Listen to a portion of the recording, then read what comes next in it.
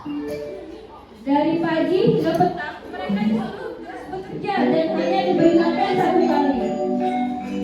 Musim kemarau tiba dan mereka tidak mempunyai makanan apa-apa. Sang ibu menyuruh anak-anak dibawa ke hutan dan meninggalkannya di sana. Bawa mereka. Bilang belum. Aku mau banget ya sih. Iya kan? Motif banget dulu lah. Apa? Ayah sangat terkejut mendengarnya. Bicara apa kau? Kau bilang sama mereka. Apa sudah ada teks? Kenapa ayahnya tiba-tiba bicara apa? Dan mereka tidak punya makanan apa-apa. Sang ibu menyuruh anak-anak untuk dibawa ke hutan dan meninggalkannya di sana.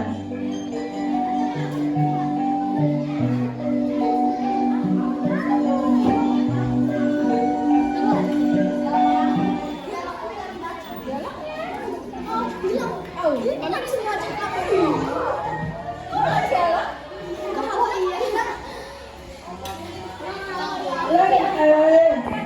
Dan mereka tidak mempunyai makanan apa-apa. Sang ibu menyuruh anak-anak untuk dibawa ke hutan dan meninggalkannya di sana.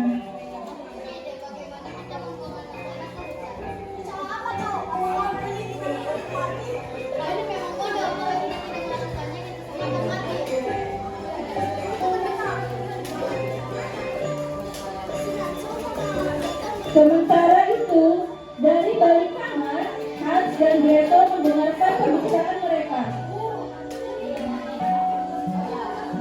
Mereka ketakutan, dan Gretel pun menangis. Akhirnya, ayah tidak bisa berbuat apa-apa karena istrinya terus mendesaknya.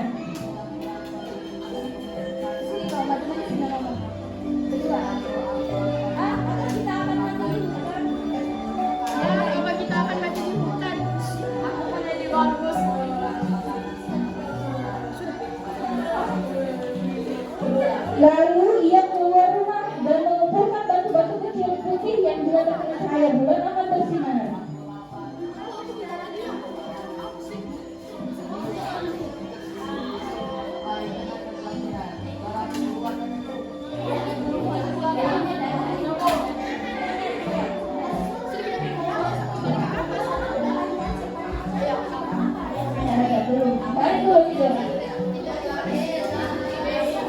Pada esok paginya, dengan berteriak keras, ibunya membangunkan Hans dan Gretel. Nadia, bangun! Bangun! Sudah pagi! Siap-siap, Pak. Siap-siap. Mau berangkat.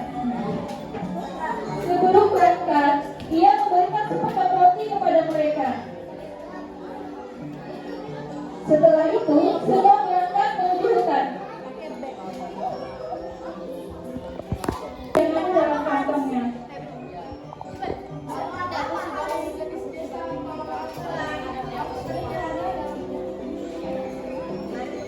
Ayah dan ibunya pergi ke hutan yang lebih jauh lagi untuk menebang kayu dan meninggalkan mereka. Rasa sedih pun berganti gembira. Setelah di tengah hutan, Hans menemukan seekor kupu-kupu dan Gretel membuat kalung dari bunga. Mana kalung dari bunga? Ayo, kasih bakal begini dan seperti ini. Mana bunganya? Janganlah. Bunganya aja, bunganya.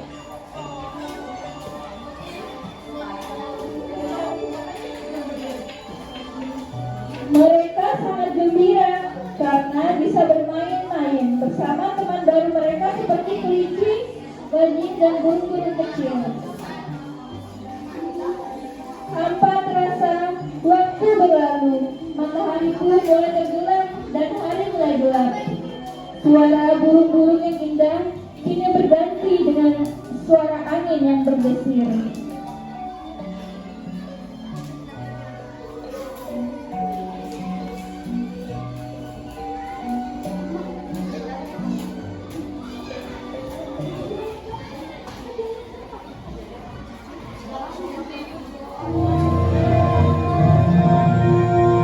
Suara burung-burung yang indah kini berganti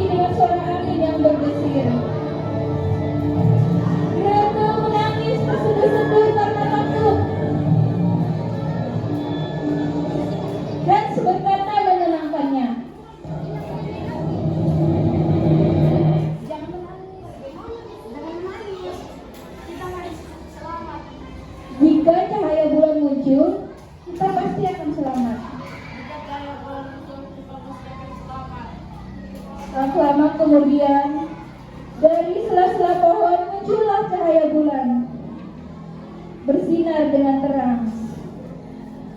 Hans segera mengajak Gretel untuk pulang ke rumah. Kak, ngomong, Kak, kok bisa berjalan tanpa menunggu teman-teman?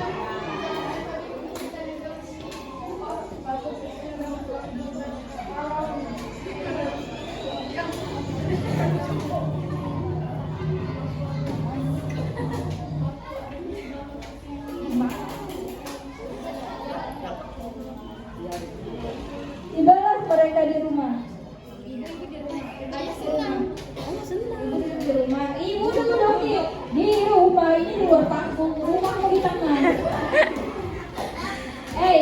Kau di luar dulu.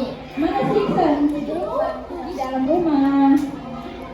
Tibalah mereka di rumah. Sang ibu heran dan mencari tahu bagaimana mereka bisa sampai di rumah dengan mudah. Ketika ia membuka pintu, ia melihat batu yang kecil putih yang bersinar. Kau lihat itu, Wak? Ketika ia membuka pintu, ia melihat batu kecil putih yang bersinar. Agar mereka tidak bisa mengumpulkan batu putih lagi, ibu mengunci pintu kamar mereka, tarik mereka. Nah, kunci, ya. Sebelum tidur, mereka berdoa pada Tuhan meminta perlindungan.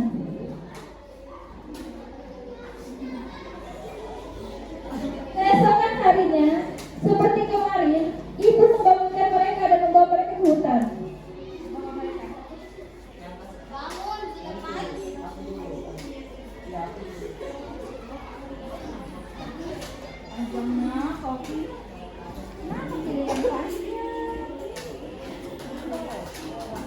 Hans tidak kehabisan akal. Dengan terpaksa ia mencuyur potongan roti dan menjatuhkannya di jalan sambil berjalan.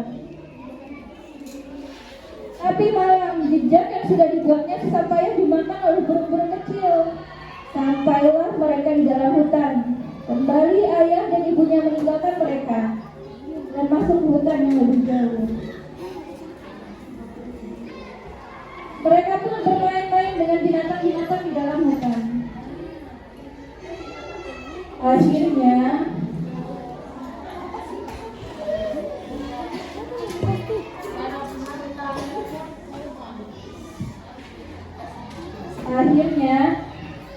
malam pun tiba.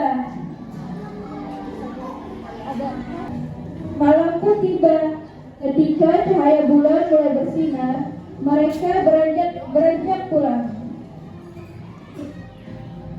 Dengan susah payah dicarinya potongan-potongan roti sebagai petunjuk jalan untuk pulang ke rumah. Kak, apa yang telah terjadi?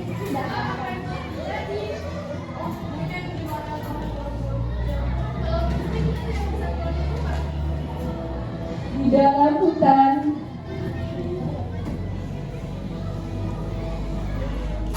Harusnya ada yang begini nih, yang menganu backsound.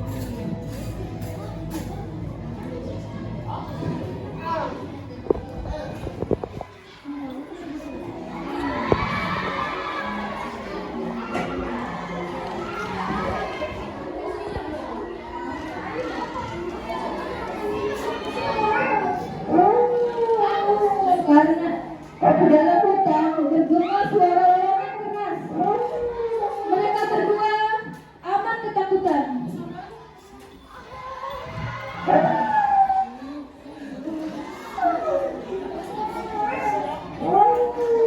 Jangan khawatir, Bi.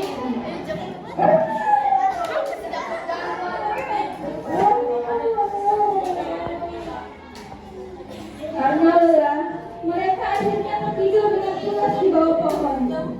Cahaya matahari pun mulai bersinar dan mengenai wajah mereka. Dan sekarang mereka terbangun dan disambut di calon burung. Tiba-tiba mereka mencium bau masakan yang lezat. Segera mereka berlari ke arah datangnya bau lezat itu. Seperti mimpi, mereka melihat rumah kue. Atapnya terbuat dari kue.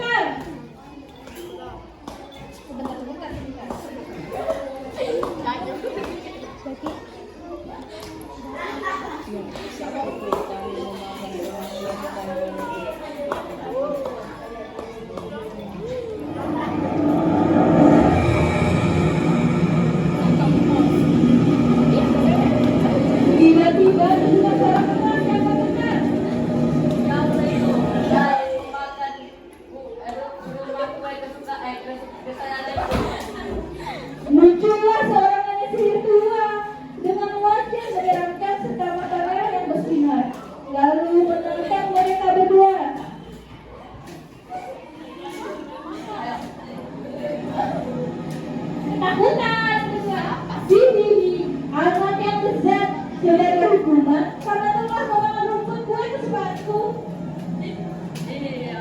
Aku akan memakan kalian. Aku akan memakan kalian. Dengan kasar, nenek sihir itu menyeret Hans masuk ke dalam penjara. Setelah itu ia berkata kepada mereka, "Kalau ada, aku akan menggemukkan anak laki-laki itu, lalu aku akan memakannya."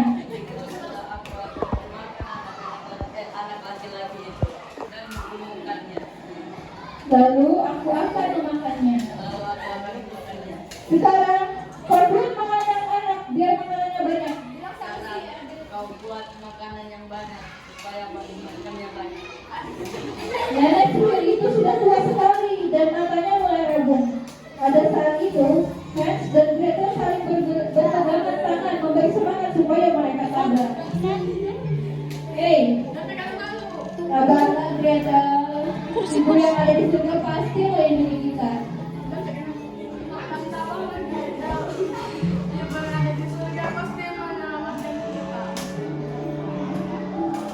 Suatu hari, nenek mendekati penjara Hans untuk melihat apakah tubuh Hans sudah menjadi gemuk atau belum. Aku akan.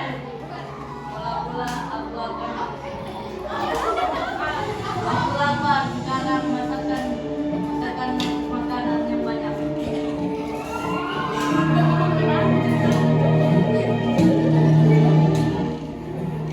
Hans yang pintar tidak kehilangan akal. Dia mengetahui kalau mata nenek sudah rabun. Segera dikeluarkannya tulang sisa makanan kepada nenek yang rabun. Lalu nenek memegangnya. Betapa kecewanya nenek karena sedikit pun Hans tidak bertambah gemuk. Karena kecewa, lalu ia bermaksud untuk memakan Gretel. Kemudian Gretel disuruh membakar roti. Selagi Gretel menyalakan api di tungku, si nenek mencoba mendorongnya ke nyala api. Dorong. Au! Dorong! Masuklah, duduk, masuk. Untunglah Gretel mengetahui maksud nenek. Cepat-cepat dia berbalik ke depan tungku. Balik!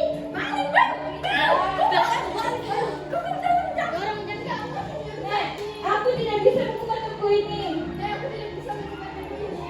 Nenek sihir tidak sadar kalau ia sedang diperdaya Gretel dan ia membuka tutup tungku. Tanpa membuang kesempatan, Gretel mendorong nenek ke tungku. Teriak nenek kesakitan. Gretel tidak mempedulikan teriakan nenek, malah dengan cepat dia menutup pintu tungku. Lalu berlari ke arah penjara untuk menolong Hans. Gretel, aku berharap kau berhasil. Gretel, kau berhasil. Karena bahagia mereka berpelukan.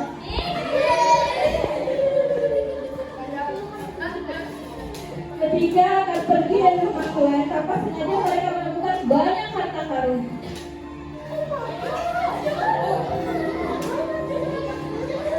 Setelah itu, aduh capeknya, panjangnya.